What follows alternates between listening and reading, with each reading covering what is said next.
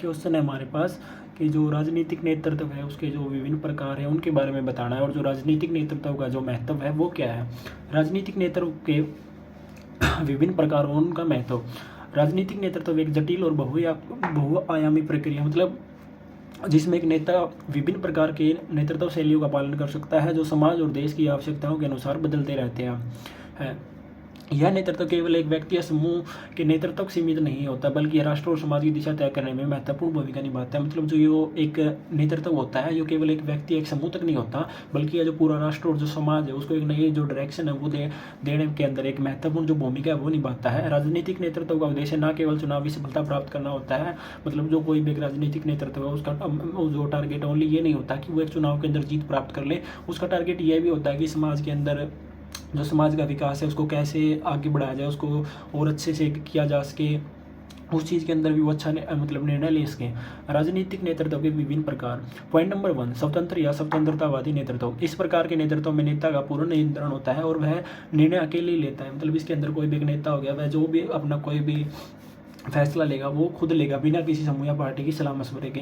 मतलब वह किसी भी पार्टी या किसी भी समूह से कोई सलाह नहीं करता, वो जो भी निर्णय लेना होता है वह खुद लेता है। इसमें नेता अपनी शक्ति का उपयोग अधिक से अधिक केंद्रीकृत करता है और लोकतांत्रिक प्रक्रियाओं को दरकिनार करता है। यह प्रकार तब प्रभावी हो सकता है जब तात्कालिक संकट हो या सत्ता का केंद्रीकरण आवश्यक हो। इसके अंदर मतलब अगर किसी नेता को कोई भी निर्णय लेना है तो वह स्वतंत्र होता है कि वह किसी भी पार्टी या किसी से भी मतलब बिना पूछे कोई भी निर्णय ले सकता है। मतलब कोई भी अगर कोई मुश्किल सिचुएशन आ जाती है इसका मतलब ज़्यादा यूज़ उसी टाइम पे होता है। उदाहरण के लिए हिटलर और स्टालिन जैसे नेता इस प्रकार के नेतृत्व के उदाहरण। मतलब जो हिटलर और स्टालिन जो थे पहले वो इस प्रकार के नेता थे, वह मतलब किसी से कोई सलाह वगैरह कुछ नहीं करते थे और जो निर्णय लेना होता था वो खुद लेते थे, चाहे देश की पूरी सत्ता हो या फिर जो प्रशासन है उसके बारे में अगर कोई भी निर्णय लेना होता था तो वो खुद ही लेते थे। पॉइंट नंबर 2, लोकतांत्रिक नेतृत्व। लोकतांत्रिक नेतृत्व में निर्णय लेने की प्रक्रिया में पार्टी के सदस्य या जनता की राय शामिल होती है। मतलब इसके अंदर अगर किसी को अगर कोई भी निर्णय लेना, लोकतांत्रिक का मतलब वही हो गया कि जो लोगों के द्वारा जो चुनी गई सरकार होती है उसके अंदर किसी को अगर कोई निर्णय लेना होता है किसी नेता को तो वह पार्टी के जो सदस्य हैं उनसे भी राय लेगा और जो जनता है उससे भी राय लेगा, उसके बाद ही वह मतलब कोई निर्णय ले सकता है। इसमें नेताओं द्वारा समूह के सभी सदस्यों की राय ली जाती है और सामान्य हित में निर्णय लिया जाता है। यह एक समावेशी और सहभागिता आधारित नेतृत्व शैली है जिसमें नेताओं का मुख्य उद्देश्य समाज के सभी वर्गों का प्रतिनिधित्व करना होता है। मतलब इसके अंदर कोई भी अगर नेता कोई फैसला ले रहा है तो वह अपनी जो पार्टी के और नेता है उनसे सलाह मशवरा करेगा, उनसे डिस्कस करेगा और जो जनता है उससे भी डिस्कस करेगा ताकि जो उसका फैसला है वो जनता के लिए अच्छा साबित हो सके। उदाहरण के लिए नेल्सन मंडेला ने दक्षिण अफ्रीका में लोकतांत्रिक नेतृत्व की मिसाल प्रस्तुत की थी जिसमें उन्होंने एकजुटता और समानता के सिद्धांतों को बढ़ावा दिया और नस्ल भेद की जो समाप्ति की दिशा में जो है काम किया था। पॉइंट नंबर 3 है प्रेरणादायक है ट्रांसफॉर्मेशनल नेतृत्व। ट्रांसफॉर्मेशनल नेतृत्व में नेता अपने अनुयायियों को प्रेरित करता है और उन्हें एक अच्छे उद्देश्य की ओर प्रेरित करता है। मतलब इसमें कोई भी नेता है जो उसके अनुयायी मतलब उसका समर्थन करते हैं, जो उसकी बातों को मानते हैं, उनको एक अच्छे उद्देश्य की ओर लेकर जाता है, उनको प्रेरित करता है। इस प्रकार के नेतृत्व में नेता अपने अनुयायियों के व्यक्तिगत और पेशेगत विकास पर ध्यान देता है। मतलब कोई भी नेता है उसके जो अनुयायी है उनके विकास के ऊपर एक मतलब ध्यान देता है और उन्हें अपने विश्वास और मूल्यों के आधार पर एक नई दिशा में प्रेरित करता है। इसका मुख्य उद्देश्य समाज या राष्ट्र में सकारात्मक परिवर्तन लाना होता है। मतलब कोई भी नेता है वो उसके जो अनुयायी है जो उसकी बात मानने वाले हैं उनको एक अच्छी डायरेक्शन देगा जिसके बाद वो समाज के अंदर जो एक ट्रांसफॉर्मेशन एक परिवर्तन लेके आ सकते हैं। उदाहरण के लिए महात्मा गांधी का नेतृत्व भारत के स्वतंत्रता संग्राम में प्रेरणादायक था। उन्होंने अपने अनुयायियों और अहिंसा और सत्य के मार्ग पर चलते हुए बड़े सामाजिक और राजनीतिक बदलाव के लिए प्रेरित किया। मतलब महात्मा गांधी का जो नेतृत्व था, जो आंदोलन चलाते थे, वो लोगों को प्रेरित करते थे, जो उनके अनुयायी थे उनको प्रेरित करते थे और वही लोग फिर आगे जाके समाज के अंदर एक अच्छा बदलाव लेकर आते थे। पॉइंट नंबर 4, सेवा आधारित नेतृत्व। सेवा आधारित नेतृत्व में नेता का मुख्य उद्देश्य अपने अनुयायियों की सेवा करना होता है। इस प्रकार के नेतृत्व में नेता अपने व्यक्तिगत लाभ से ऊपर उठकर जनता के लिए काम करता है। मतलब इसके अंदर कोई भी एक नेता हो गया वो अपना खुद का लाभ नहीं देखता, जो उसके अनुयायी है उनकी सेवा करना होता है। अनुयायी को मतलब फॉर एग्जाम्पल जैसे जनता हो गई तो उसमें उसका मेन जो फोकस रहता है वो जनता के ऊपर रहता है ताकि उनके लिए ज़्यादा से ज़्यादा जो काम है वो कर सके। उदाहरण के लिए महात्मा गांधी और मार्टिन लूथर किंग जैसे नेता सेवादारी नेतृत्व के उदाहरण में है जिन्होंने जनता की सेवा और उनके अधिकारियों की रक्षा के लिए खुद को समर्पित किया। मतलब इन्होंने हमेशा खुद का ना सोच के जनता जो है उसके लिए सोचा और उसके लिए जो अच्छे अच्छे फैसले वो लिए। पॉइंट नंबर 4, विचारशील नेतृत्व। विचारशील नेतृत्व में नेता और अनुयायी के बीच एक स्पष्ट आदान प्रदान होता है। नेता अपने अनुयायी से अपेक्षाएं रखते हैं और उन्हें पुरस्कार या दंड के माध्यम से प्रेरित करते हैं। इस प्रकार का नेतृत्व तत्कालीन उद्देश्यों को हासिल करने में मदद करता है, लेकिन यह दीर्घकालिक बदलाव के लिए पर्याप्त नहीं हो सकता। उदाहरण के लिए रिचर्ड निक्सन जैसे नेताओं के विचारशील नेतृत्व शैली को अपनाया, जिसमें अनुशासन और नियंत्रण पर अधिक जोर दिया गया।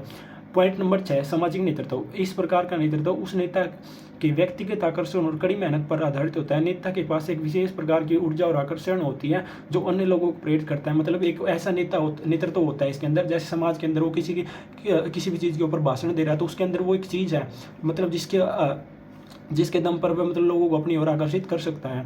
यह नेतृत्व क्षमता सामान्य नेता व्यक्ति की शक्ति, विश्वास और नैतिकता पर निर्भर करता है। मतलब ये उस चीज़ पर डिपेंड करता है कि उस व्यक्ति के अंदर क्या गुण है, मतलब वो लोगों को अट्रैक्ट अपनी साइड कर सकता है, नहीं कर सकता। For example, John F Kennedy और विनोबा भावे जैसे नेता अपने करिश्मे और व्यक्तिगत से बड़े बड़े सामाजिक आंदोलनों की दिशा निर्धारित करने में सफल रहे। मतलब ये ऐसे नेता थे जिनके अंदर एक ये क्वालिटी जन्म से ही थी कि वो मतलब लोगों को अपने भाषणों से अपनी तरफ अट्रैक्ट कर सकते थे।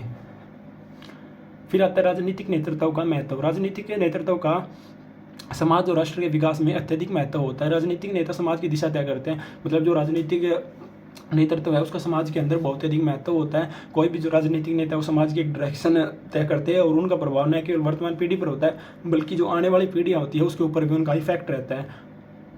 पॉइंट नंबर 1, समाज के लिए दिशा निर्धारित करना। राजनीतिक नेता समाज और राष्ट्र की दिशा तय करते हैं। वे अपने विजन, नीति और निर्णयों के द्वारा यह निर्धारित करते हैं कि देश किस दिशा में आगे बढ़ेगा, क्या प्राथमिकताएं होगी और सामाजिक मुद्दों को कैसे हल किया जाएगा। उदाहरण के लिए पंडित नेहरू का नेतृत्व भारतीय समाज के लिए विकास के दृष्टिकोण से अत्यधिक महत्वपूर्ण था। उन्होंने औद्योगिकरण, विज्ञान और मतलब जो पंडित नेहरू थे वो अच्छे देश के लिए निर्णय लिए उन्होंने, जैसे उद्योगों के लिए हो गया, विज्ञान के लिए हो गया, टेक्निकल एजुकेशन हो गया, उसके लिए। फिर आता है समाज में स्थायित्व और शांति बनाए रखना। एक सक्षम राजनीतिक नेता समाज में शांति और स्थायित्व बनाए रखने में मदद करता है। वह संकट और संघर्षों के दौरान समाज को सही दिशा प्रदान करता है। मतलब कोई भी एक अच्छा जो राजनीतिक नेता हो गया, सक्षम राजनीतिक नेता, वो समाज के अंदर शांति व्यवस्था जो है उसको बनाए रखेगा। कोई भी अगर संकट की सिचुएशन आ जाती है, कोई ऐसी सिचुएशन आती है, तो उस कंडीशन में भी वो देश के अंदर जो शांति बनाए रखने के में सक्षम होता है। एक ऐसा मतलब अच्छा राजनीतिक नेता होना चाहिए। उदाहरण के लिए इंदिरा गांधी के नेतृत्व में भारत ने 1971 के भारत पाकिस्तान के युद्ध में पाकिस्तान के खिलाफ युद्ध जीतने के बावजूद राष्ट्रीय एकता और शांति बनाए रखी। उन्होंने देश की सुरक्षा और स्थायित्व सुनिश्चित किया। पॉइंट नंबर 3, न्याय और समानता की स्थापना।